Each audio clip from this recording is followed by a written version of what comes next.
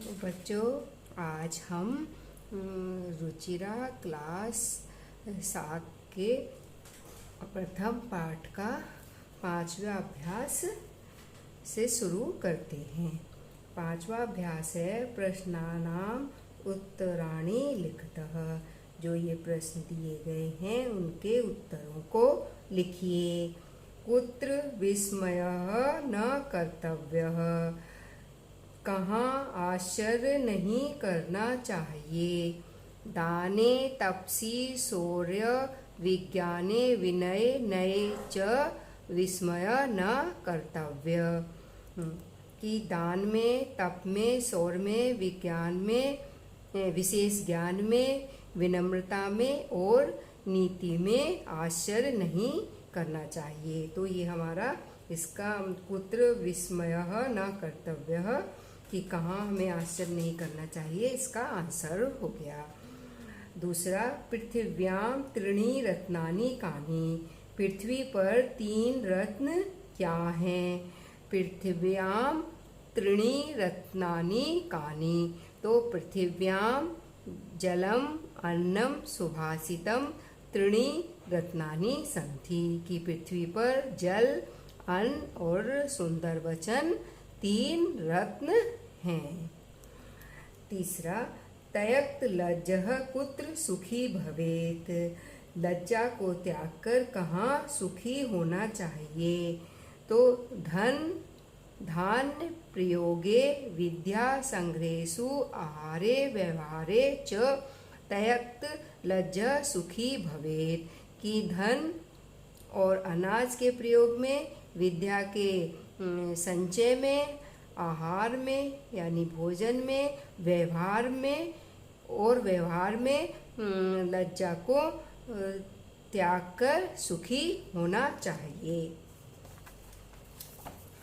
अगला अभ्यास, मंजू स्यात् पदानि चित्वा लिंगानुसारम लिखतः, कि ये बॉक्स में से पदों को देखकर लिंग के अनुसार शब्दों को लिखो, कि कौन सा पद कौन से लिंग में है, अर्थात पुल्लिंग में है, स्त्रीलिंग में है या नपुंसक लिंग में है। तो रत्नानी, रत्नानी पद जो है वो नपुंसक लिंग का है, और वसुंधराः स्त्रीलिंग का है। सत्येन नपुंसक लिंग है और सुखी पुल्लिंग है। अन्नम नपुंसक लिंग पद है। वहनी पुल्लिंग शब्द है। रवि भी पुल्लिंग शब्द है। पृथ्वी स्त्रीलिंग है और संगतिम भी स्त्रीलिंग है। सुखी मतलब खुश। वसुंधरा पृथ्वी, रत्नानी रत्न, वह्नि आग, पृथ्वी धरा, सत्येन सत्य, रवि सूर्य, संगीतम संगति अन्न अनाज। अब 7वां अभ्यास को देखते हैं।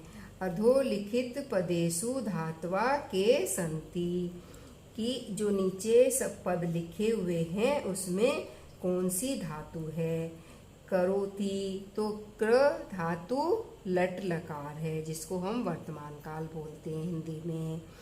पश्य में दृश्य धातु है और वो लोट लकार है।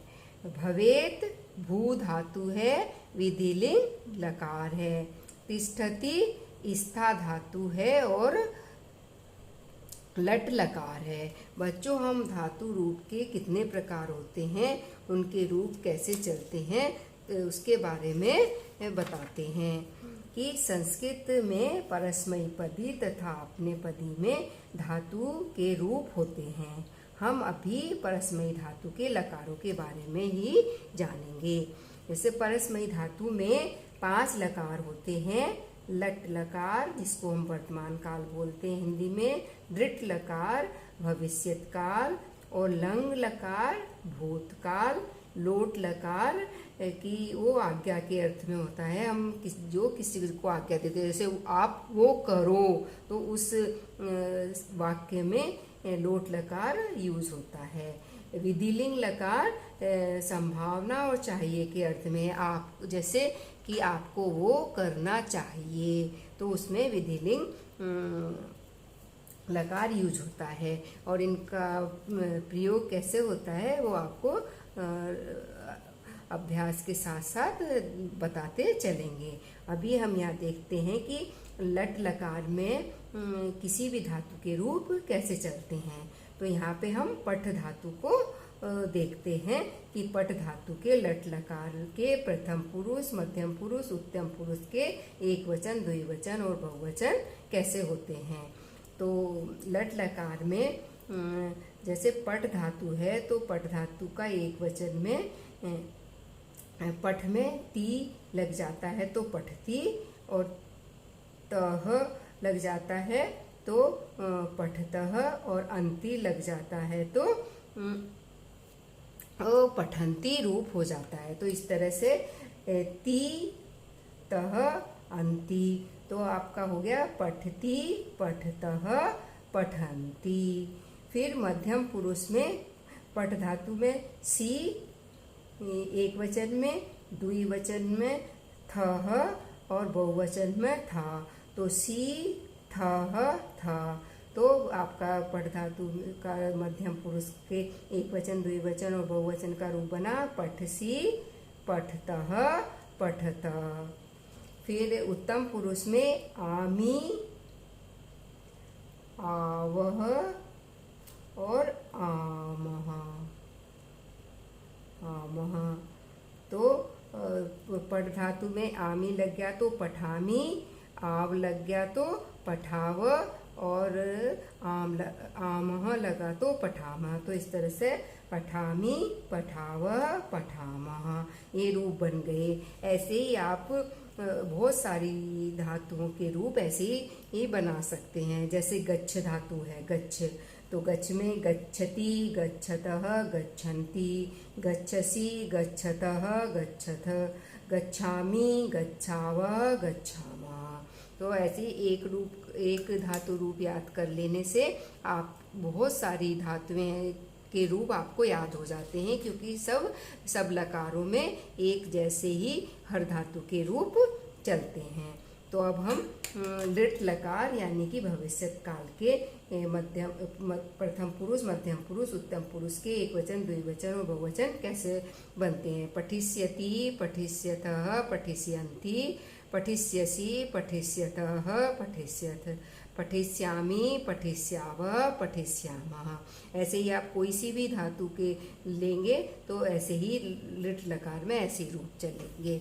अब लंग लकार, लंग लकार में भी अपठत, अपठताम, अपठन, अपठतः, अपठतम, अपठत, अपठम, अपठाव, अपठामः। अब लोट लकार के में देखते हैं आज्ञा के अर्थ वाले में कि कैसे चलते हैं। पठतु, पठताम, पठन्तु, पठ, पठतम, पठत, पठानी, पठाव, पठामः। और विधिलिंग लकार, पठेत, पठेताम, पठेयुः, पठे, पठेतम, पठेत, पठेयम, पठेव, पठेमः। तो इस तरह से पठ धातु के पांचों लकार में रूप ऐसे होते हैं। ये सब आपको याद करने पड़ेंगे। और धाव, खेल, गम, रक्ष, हंस, मिल, क्रीड़ा, चर, वस, पत, पूज आदि बहुत सारी धातुएं हैं जिनके रूप पठ धातु के ही जैसे चलते हैं, जैसे हर लकार में उसी हिसाब से चलते हैं।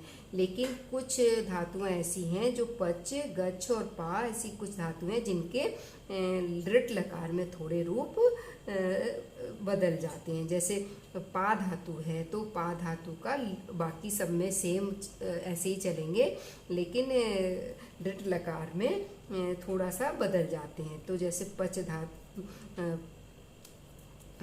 धातु है तो उसका पक्ष्यति, पक्ष्यतः, पक्ष्यन्ति ऐसे रूप चलेंगे। और गच्छ धातु का लिट लकार में ही गमिष्यति, गमिष्यतः, गमिष्यन्ति चलेंगे। मतलब कि वो शब्द थोड़ा बदल जाता है, रूप वैसे ही चलते हैं, लेकिन लिट लकार में थोड़ा रूप बदल जाते हैं। शब्द उनके पद। और पा धातु में लट लकार में पास्यति, पास्यतः, पास्यन्ति, पास्य, तो ऐसे थोड़े हो जाते हैं। आप जब इनको किताब में पढ़ेंगे तो और आपको और अच्छे से समझ आ जाएगा। अभी हम थोड़ा देखते हैं कि प्रथम पुरुष मध्यम पुरुष के शब्दों के साथ वाक्य कैसे बनते हैं। तो देखते हैं कि सा, ताऊ, ते, ये आपका एक वचन, द्विवचन, बहुवचन है। सह, ताऊ, ते। सह मतलब जो आपके थोड़ा दूर में बैठे हैं दो लोग, जिस तीसरे के बारे में बात कर रहे होते हैं, वो प्रथम पुरुष होता है। सह एक वचन में वह, और द्विवचन में तऊ वह दोनों, और बहुवचन में ते वह सब। और त्वम होता है जिससे हम बात कर रहे होते हैं, वो मध्यम पुरुष होता है। त्वम मध्यम पुरुष का एक वचन त्वम, और युवाम में तुम दोनों, और दो से ज़्यादा हैं तो उसके लिए यूयम आता है, तुम सब। और मैं जो होता है वो उत्तम पुरुष होता है। अहम, अवाम हम दोनों, बहुवचन में हम सब। तो अब इन शब्दों का धातु के साथ कैसे मिलके कैसे वाक्य बनता है उसको थोड़ा सा जान लेते हैं। जैसे ये आपने अभी देख ही लिया कि प्रथम पुरुष, मध्यम पुरुष और उत्तम पुरुष धातु के साथ कैसे लगेंगे ये पद रूप जो हैं। तो यहाँ पे हम एक गच्छ धातु ले लेते हैं। गच्छ धातु का प्रथम पुरुष, मध्यम पुरुष और उत्तम पुरुष, तो और उसका एक वचन, द्विवचन और बहुवचन। तो उसमें गच्छति, गच्छतः, गच्छन्ति, गच्छसि, गच्छथः, गच्छथ, गच्छामि, गच्छाव, गच्छामा। तो अब इसमें आपको अगर वाक्य बनाना है वह जाता है, तो यहाँ पे देखो प्रथम पुरुष ये एक वचन लेंगे तो इसका प्रथम पुरुष के एक वचन के साथ ही गच्छति आएगा। सह गच्छति कि वह जाता है, हम किसी को बता रहे हैं कि वह जाता है, तो ये प्रथम पुरुष हो गया। तौ गच्छत कि वो दोनों जाते हैं, ये भी प्रथम पुरुष का द्विवचन हो गया। ते गच्छन्ति, तो ये प्रथम पुरुष का बहुवचन हो गया कि वे सब जाते हैं।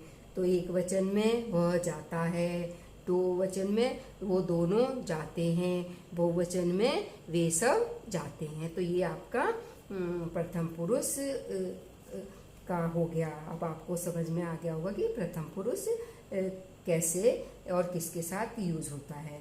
अब है मध्यम पुरुष। मध्यम पुरुष में गच्छसि का है, गच्छसि एक वचन है मध्यम पुरुष का, तो उसके साथ त्वम आएगा कि हम जिससे बात कर रहे हैं, तुम जाते हो। फिर द्विवचन में युवाम गच्छतः कि तुम दोनों जाते हो, और बहुवचन में तुम सब जाते हो। तो ये मध्यम पुरुष का हो गया। और अहम, मैं जो होता है वो उत्तम पुरुष होता है। अहम गच्छामि, तो अहम के साथ गच्छामि ही आता है। अहम गच्छामि, मैं जाता हूँ। आवाम, हम दोनों, आवाम के साथ गच्छावे ही आता है, क्योंकि हम दोनों जाते हैं। और बहुवचन में वयम गच्छामा, हम सब जाते हैं। तो कहने का ये है कि धातु कोई भी होगी, लेकिन सह के साथ प्रथम पुरुष का एक वचन, और तऊ के साथ प्रथम पुरुष का द्विवचन, और बहुवचन के साथ ते के साथ बहुवचन गच्छन्ति आएगा, जो भी आपके धातु होंगी और जो भी लकार के होंगी। तो इस तरह से हमने देखा कि मध्यम पुरुष, प्रथम पुरुष, मध्यम पुरुष और उत्तम पुरुष के बारे में जाना, और उनसे वाक्य कैसे बने हैं उनके बारे में जाना। और और ज़्यादा जानने के लिए आगे हम अगले वीडियो में जैसे जैसे पाठों को पढ़ेंगे वैसे वैसे और ग्रामर और ये सब के बारे में आपको बताते चलेंगे। और बच्चों, अगर आपके मन में कोई सवाल है तो आप नीचे वीडियो में जो कमेंट्स होते हैं उसमें आप अपना कोई भी सवाल है उसको लिख सकते हैं और उसमें लिख के मुझे पूछ सकते हैं और मैं अगली वीडियो में उन आपके जो भी सवाल हैं उनका जवाब दे दूँगी।